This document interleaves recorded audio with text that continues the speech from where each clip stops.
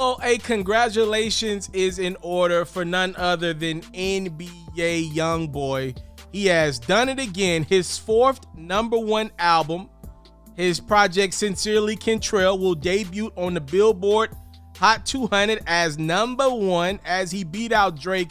And as you can see, it literally was about less than 3,000 units that Youngboy was able to dethrone Drizzy Drake, who Certified Lover Boy had been #1 pretty much the last month since it debuted. Youngboy sold about 137,775 units.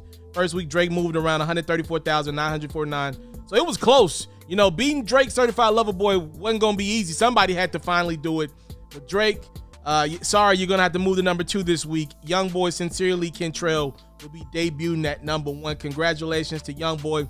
You know, we told you guys about this last week. He is making a little bit of history, officially having the #1 album this week, but still being in prison. You know, Youngboy's in a Louisiana prison right now as we speak. He becomes just the third rapper, to the best of our knowledge, to have a #1 album while he was in prison for the entire week that it debuted. He joins two people you might have heard a little bit about, Tupac Shakur and Lil Wayne, to do something like this as well. So congratulations to Youngboy.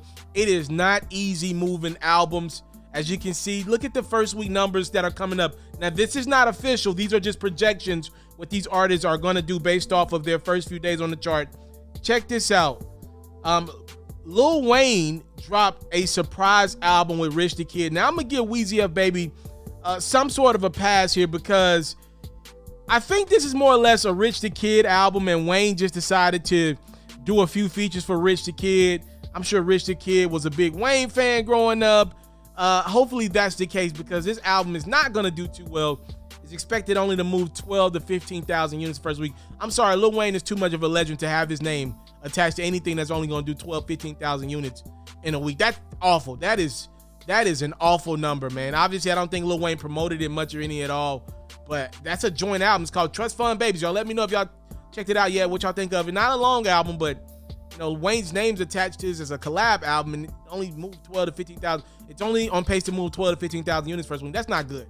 You know, and Meek Mill, he's a guy that usually moves over 100,000. Right now, he's in a little bit of a dogfight here, on pace to move about 85 to 95,000 units with his new project, Expensive Pain. To me, this is a good number with no real singles. I know he put some records out, but no real money behind any records this time around for Meek.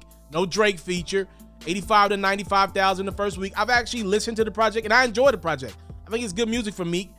Expected to do around 85 to 95,000 the first week. He'll probably be in a dogfight to get the #1 album next week. If he does do between 85 and 95, it'll probably come down to him and Drake Certified Lover Boy, who will be looking to get back to #1 following Youngboy. Youngboy's numbers are not nowhere near that high coming up here on the second week.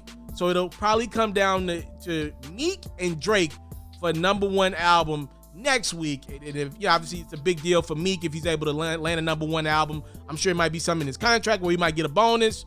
So we'll see. It's a big deal to somebody out there if Meek's able to get a #1. But again, congratulations to NBA Youngboy. It looks like Meek Mill's about to have another successful project as well. It's tough to move albums, man. Go ask Lil Wayne and Rich the Kid.